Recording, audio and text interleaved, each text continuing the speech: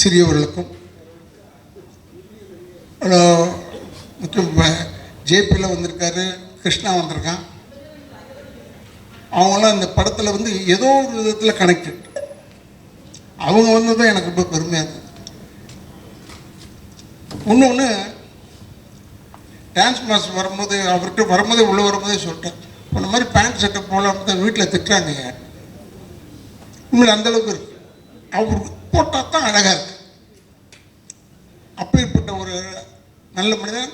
இன்னொன்று எனக்கு என்ன பிடிச்சதுன்னா, மாஸ்டர்கிட்ட எல்லாம் அவர் படம் எடுத்தாருன்னா, அவர் படம் நடிக்கிறாருன்னா ஏதாவது ஒரு சாங்கில் வருவார், ஒரு சின்ன பிட்டாவது வருவார். அது எதுக்கு வராருன்னு எனக்கு தெரியாது. டே நீ ஒழுங்காக ஆட மாட்டேடா, இப்போயாவது நீ ஆடுறதை பார்த்துக்கிடான்னு அதுக்கு வராரா என்னன்னு எனக்கு தெரியாது. ரொம்ப பிரமாதமாக செய்யக்கூடிய மனிதன். இந்த இப்போ கிருஷ்ணன் பேசும்போது சொன்னான், ராதா இவங்கெல்லாம் வந்து உண்மையில் இந்த காலத்தில் இவ்வளோ வேகமாக இருக்கணுன்றதை கற்றுக்கிட்டு தான் இவங்ககிட்ட இருந்தான். ஏன்னா நாங்கள் எங்கள் பழைய பந்தால் அப்படி வந்துட்டு போயிட்டுலாம் முடியாது. இப்போ தேவான சகோதரர்கள் இருக்காங்கன்னா நாங்கள்லாம் ஒரு செட்டு தான் இல்லை, நாங்களாம் ஒரு பெரிய செட்டு.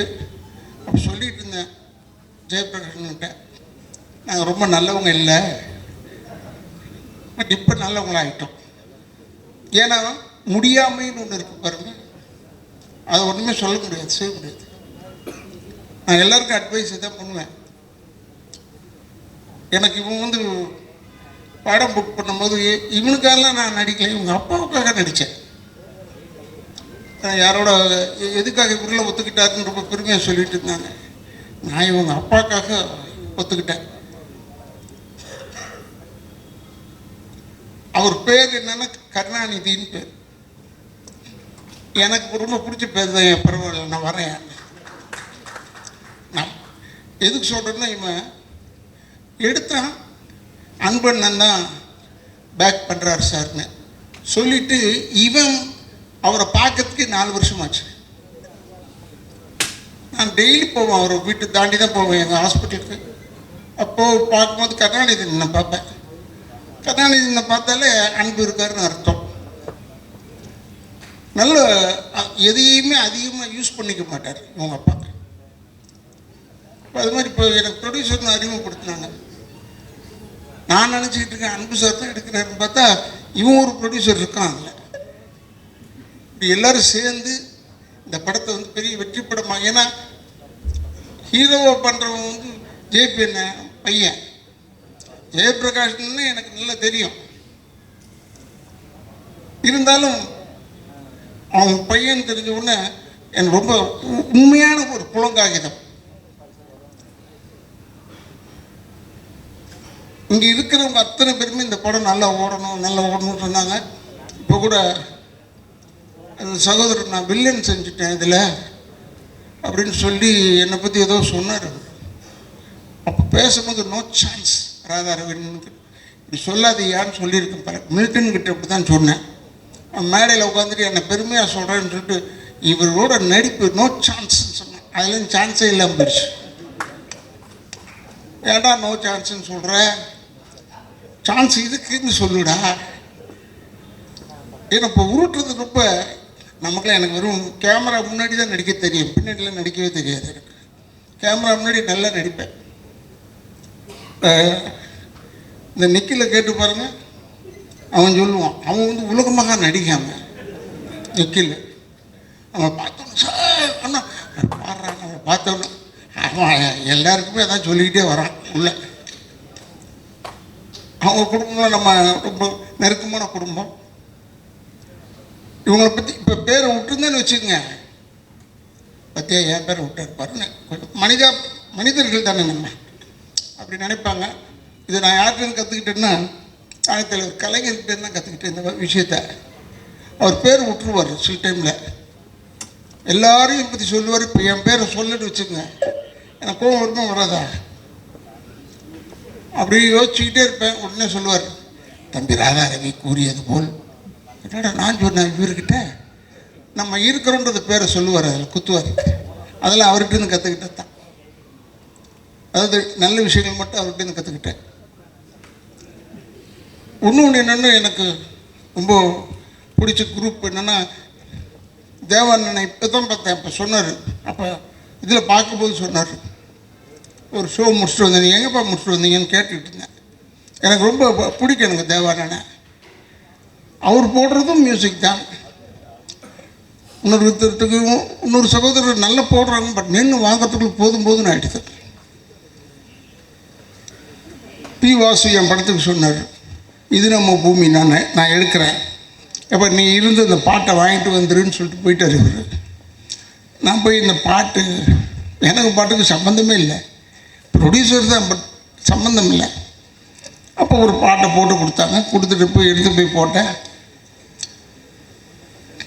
அப்போ அவர் மியூசிக் டைரக்டரே சொன்னார், இது ரொம்ப கொஞ்சம் ஒரு பழைய டியூன்லேருந்து எடுத்துட்டா, நீ அவசரப்படுறியே, அதுக்காக செஞ்சேன், பழசாக இருக்கலாண்ணே, ரொம்ப ஊசி போய் கிடக்குது, என்ன இழுத்தா நூல் வருதுன்னு சொல்லிட்டேன். இவன் ரொம்ப பிரமமாக சொல்கிறான், யார் ராதாரவி, அதை கேளுங்க ஏன்னு சொல்லிட்டு எல்லார்கிட்டையும் சொல்லியிருக்காரு. இதெல்லாம் எதுக்கு உங்களுக்கு சொல்கிறேன்னா, உண்மைக்கு பயம் வரவே கூடாது. உண்மைக்கு மட்டும் பயம் வரவே கூடாது. எங்கே இருந்தாலும் துணிச்சலாக சொல்லணும். இப்போ கூட நான் கேட்டேன், அவன் பேர் என்ன கன்னடத்தால், சரண்ராஜ், அவங்க ஏன் வரலன்னு கேட்டேன். அவங்க கூப்பிட்டாங்களா என்னன்னு தெரியல. அவன் நல்லவன் தானே, வருவானே, ஏன் வர மாட்டான்னு. ஏன்னா வரணும், எல்லாருமே ப்ரொமோஷனுக்கு. ஒருவேளை இந்த மாதிரி படங்களுக்கெல்லாம் வந்தால் பெரிய ஹெல்ப்பாக இருக்கும், படம் ஓடுறதுக்கு பெரிய உதவியாக இருக்கும். ஏன்னா இதுவும் ஆடட் அட்ராக்ஷன் தான். இந்த ஃபங்க்ஷன் வைக்கிறாங்களே, இதெல்லாம் வந்து ஒரு added attraction for a film. ஏன்னா வேறு ஒன்றுமே செய்ய சொல்லி என்னை வந்து டான்ஸ் ஆடுங்கன்னு சொல்லலை, வந்து நின்று பேசிட்டு போங்கன்னு நம்மளால் எது முடியுமோ அது தெரிஞ்சு தான் சொல்கிறாங்க. எதுக்காக சொல்கிறேன்னா, இப்போ நீங்கள் யூடியூபர்ஸ் எல்லாம் இருக்கீங்க, பத்திரிகையாளர்கள் சில பேர் இருக்காங்க, எல்லாருமே நல்லதாக போடுவாங்கன்னு சொல்ல முடியாது. சில டைமில் அப்படி கொஞ்சம் ஒரு பொடி வைப்பாங்க. உங்களுக்கெல்லாம் ஏன் சொல்கிறேன்னா, இந்த படம் ஓடுறதுக்கு நீங்கள் ஹெல்ப் பண்ணணும்னு ஒருத்தர் கேட்டுக்கிட்டு இருந்தார். நான் அப்படி நினச்சிக்கிட்டேன், அவங்கள போய் கேட்டால் அவங்க என்ன செய்ய முடியும், நம்ம நல்ல படமாக எடுக்கணும். பட் இந்த படம் நல்லா இருக்கும்னு ஏன் சொல்கிறேன், நான் ஒன்றும் படம்லாம் பார்க்கல.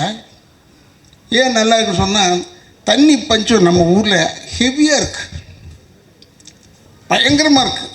அதை வச்சு கதை பண்ணியிருக்காங்கன்னும் போது டெஃபினட்டாக இந்த வெற்றி வந்து தண்ணியில் எழுதிய வார்த்தை மாதிரி இருக்கக்கூடாது, கல்வெட்டாக இருக்க வேண்டும். இந்த படம் நம்ம ஊருக்கு இன்றைக்கி இருக்கிற சூழ்நிலைக்கு கல்வெட்டாக நிச்சயமாக இருக்கும், அதில் எந்த விதமான சந்தேகம் கிடையாது. உனக்கு சொல்கிறேன், டைரக்டருக்கு சொல்கிறேன், என்னென்ன படம் வந்து 5 நாள் தானே ஓடிச்சு, 10 நாள் தானே ஓடிச்சு, அப்புறம் தேட்டர் எடுக்கிறேன்னு சொல்லிட்டு, அதெல்லாம் அப்படி தான்டா. இப்போல்லாம் வந்து வெற்றிகரமான 2வது நாள் போடுறாங்க, ஒன்று தான் 5 நாள் ஓடிடுது. அது சொல்லு, ஏன் சொல்கிறேன்னா, இப்போ நான் கூட கடைசி தோட்டான்னு ஒரு படம் நடித்தேன், அந்த ரிலீஸ்லேயே பெஸ்ட்டு பிக்சருங்க இதுன்னு சொன்னாங்க. அப்போ ஒரு 3 நாள் படம் சேர்ந்தாப்புல ரிலீஸ் ஆச்சு. அப்பாடா, பெஸ்ட்டு பிக்சர் எப்படி ஒரு 25 நாள் ஓடும். பார்த்தா 8 தேட்டர்லேருந்து எடுத்துட்டாங்க, தேட்டர் கிடைக்கல. அதனால சொல்லன்னு பார்த்தேன், அன்பு போயிட்டாப்புல, அன்புகிட்ட சொல்லன்னு பார்த்தேன், நீ வேறு எதாவது செலவு பண்ணலோட இங்கே ஒரு 3 தேட்டர் கட்டி விடியான்னு. ஏன்னா வெல்லிங்டன் போயிடுச்சு, கெய்டி போயிடுச்சு, லிபர்ட்டி போயிடுச்சு, எல்லாம் போயிடுச்சு, ஆனந்த் போயிடுச்சு. எது நல்ல தேட்டர் நாங்களாம் போய் படம் பார்ப்போம், அந்த படம்லாம் அந்த தேட்டர்லாம் காணான்னு ஒன்றும் ஆச்சரியமாக இருக்குது. நல்லவேளை சத்தியம் தேட்டரில் இன்னும் ஓடிக்கிட்டு இருக்கு. அப்புறம் இந்த பக்கம் புதுசாக கட்டுறாங்க. அதனால் அன்புகிட்ட சொல்லலான்னு பார்த்தேன், இப்போ ஒரு தேட்டர் 2 தேட்டர் கட்டி கொடுப்பா சிட்டிக்குள்ளே, ஏன்னா 7-8 தேட்டர் போயிடுச்சு. ஏன்னா எங்கள் பொழப்பே நடிப்பு தானே, அதனால சொல்கிறேன், எங்கள் படம் வரணும், ரிலீஸ் ஆகணும், அந்த சுயநலத்தில் தான் சொல்கிறேன். எனக்கு வெறும் தான் சொல்கிறேன், நடிக்க தெரியும், கேமரா முன்னாடி மட்டும்தான் நடிக்க தெரியும், பின்னரில் நான் நடிக்கிறது கிடையாது. நம்ம சொல்கிறதெல்லாம் உண்மையான வார்த்தை தான். இந்த இது கூட பிடி தியாகராஜன் ஹால் கூட டைரக்டர் வந்து சொன்னான், இங்கே தான் நான் பண்ணுறோம், சுற்றி கித்தி இங்கேயே பண்ண ஆரம்பிச்சிட்டாங்க. என்னடா ஏன்டா அங்கே பண்ணுறீங்க கேட்டேன். ஏன்னா இப்போ நாளைக்கு திருப்பி இன்னொரு செட்டு விளையாட்டு விழாக்கு வரணும், அதில் வேறு நான் நடித்து தொலைஞ்சிருக்கேன். எனக்கு உண்மையிலேயே இளைஞர்களுக்கு இடம் கொடுப்போம், நம்ம சொல்லவே தேவையில்லை, ஆட்டோமேட்டிக்காக தள்ளி விட்டுருவாங்க போல இருக்கு நம்மளை. அவ்வளோ பேர் இது வந்தவன் பேர் வில்லன் செய்கிறேன்னு சொல்லிட்டான். இப்போ நமக்கு ஒரு சின்ன கிரேடு கொடுத்துருக்காங்க, அது அவனுக்கு தெரியல. முதல்லலாம் நானே தான் நேராக போய் பொண்ணை தூக்கிக்கிட்டோ குடும்பத்தை கெடுத்துக்கிட்டோ ஏதோ இருப்பேன். இப்போ அது கிடையாது, ஆர்டர் பண்ணுறது தான். போய் அவங்களெல்லாம் போய் கெடு, போய் இந்த குடும்பத்தை கெடு, வெறும் ஆர்டர் பண்ணுறதோட விட்டாங்க. ஏன்னா இவர் வச்சு கூப்பிட்டு போய் ஓடணும் வரணும்லாம் வேணாண்டா, உட்கார சொல்லுன்னு சொல்கிறான். அதுக்குன்னு வச்சுருக்கான் ஆளுங்களை இப்போ கெடுக்கிறதுக்குன்னு. ஆனால் நான் உண்மையை சொல்கிறேன், கெடுக்கிறதுக்குன்னு நீ நினைக்காது. தமிழ்நாட்டு மக்கள் மாதிரி அறிவாளிங்க யாருமே கிடையாது.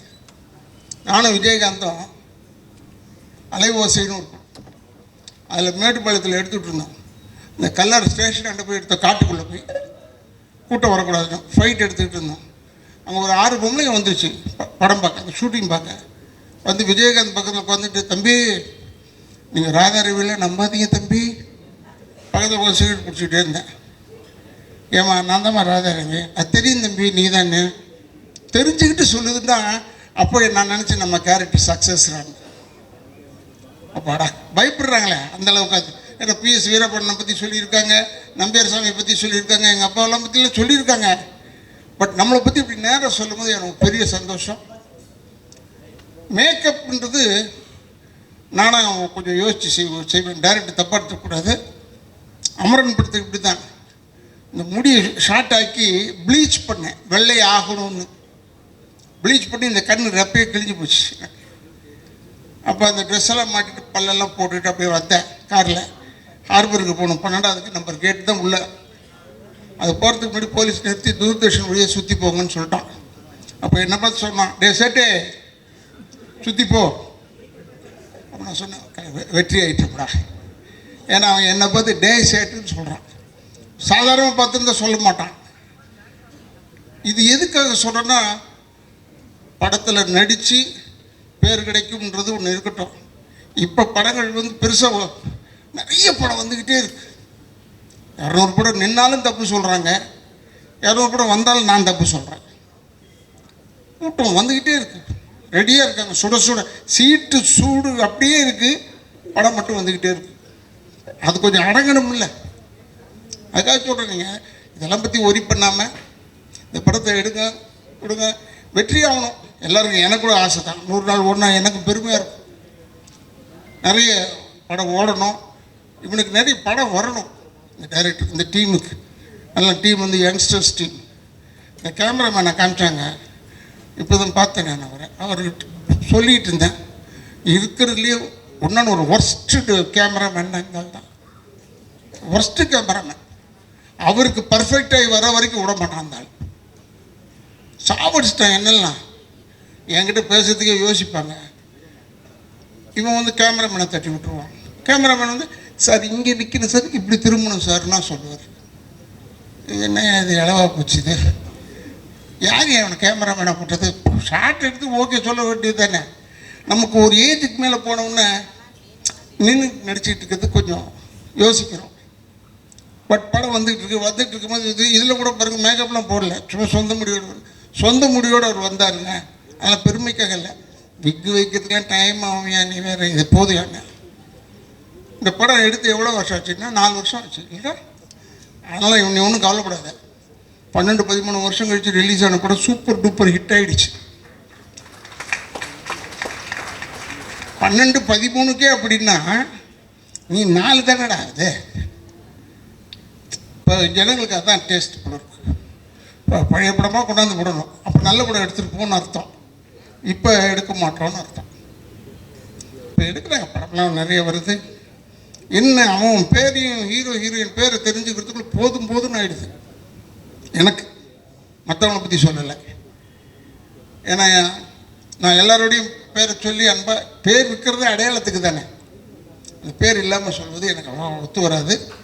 அதனால் இந்த படம் வந்து இந்த படத்தில் கூட வீட்டில் கூட கேட்குறாங்க, என்ன படத்துக்கு போகிறீங்க? கேசட் வெளியிட்டுருக்கேன்.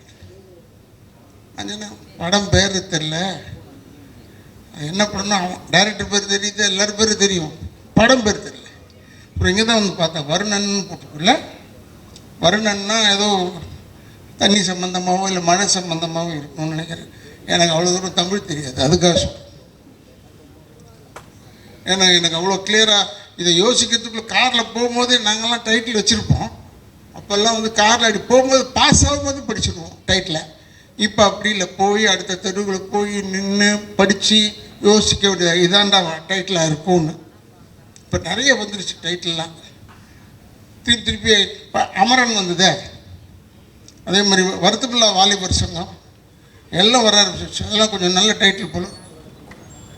ஆனால் நீங்கள் எதுவுமே இல்லாமல் வருணன்னு பேர் வச்சு இது வாயில் நுழையில நின்று படிப்பான் பாரு, வருணன் வருணன். இதை படித்தா அந்த படம் ஓடும். ஏன்னா அதுக்கு தான் இவங்க டைட்டில் இப்படி வைக்கிறாங்களான்னு தெரியல எனக்கு. கொஞ்சம் நேரம் நின்று பார்க்கறதுக்காக இருக்கட்டும். சும்மா விட்டோம்னா போயிடுவாங்க ஜனங்க. நல்ல ஒரு பிரமாதமான படம். அந்த குழந்தை சொல்லிச்சு, நீங்கள் ஒரு ராதாரவியோட நின்று செய்யறதுக்கு பயமா, ஏமா இப்படி சொல்லி ஒதுக்கிடுறீங்க, நான் உன்னை ஏதாவது தொட்டு பார்த்தேனா? தொடக்கூட இல்லை. நான் உன்னை என்ன செஞ்சேன், படமும் பார்த்தேன், நடிப்புக்காக பார்த்துருப்பேன். இப்படிலாம் நீங்கள் சொல்லி இல்லை கடைசியில் இல்லை சார் ராதாரவி போடலாம், இவங்க பயப்படுறாங்க சார் நடிக்கிறதுக்கு சொன்னால் என் பொழப்பு போயிடும். அதனால் இனிமேல் சொல்லுங்கள் ஃப்ரெண்ட்லியாக அவரோட இருப்போம், நல்லா பேசுவார் அப்படின்னு ஏதாவது சொல்லுங்கள். சொன்னால் தானே என்னை போடுவாங்க உள்ள, இல்லைன்னா போட மாட்டேன் என்று சொல்லி எனக்கு இப்படி ஒரு பெரிய வாய்ப்பு கொடுத்து டைரக்டர், ப்ரொடியூசர் எல்லாருக்கும் அன்பன் சேர்த்து எல்லாரையும் சொல்கிறேன். எல்லாருக்கும் என்னுடைய பத்திரிகையாளர் நண்பர்கள், இந்த இடத்தை அளித்திருக்கும் நிர்வாகத்திற்கும் என்னுடைய சிறந்த நன்றியும் என் குடும்பத்தின் சார்பாக நன்றியை சொல்லி, அடுத்த முறை படம் எடுக்கும்போது மேக்சிமம் நீங்கள் எப்படி டப் பண்ணுறீங்க படத்தை, மற்ற லாங்குவேஜ்லையும் டப் பண்ண தானே போகிறோம். அதுக்கே முதல்ல வந்தவுடனே டப்பிங் ஆர்டிஸ்ட்டை ஏன் கூப்பிட்றீங்க? சில பேர் நடிக்க வச்சுருக்காங்க, அவங்க எல்லாமே டப் பண்ணுறாங்க, அவங்களே பேச சொல்லுங்கள் என்று சொல்லி எனக்கு இவ்வளோதான் அறிவுரை. இன்னொன்று, இளைஞர்கள் தயவுசெய்து தாய் தந்தையரை முதியோர் இல்லத்தில் சேர்த்து விடாதீர்கள். கடைசி வரைக்கும் கூட வச்சு காப்பாற்றுங்க, அவங்கள மட்டும் விட்டுறாதீங்க.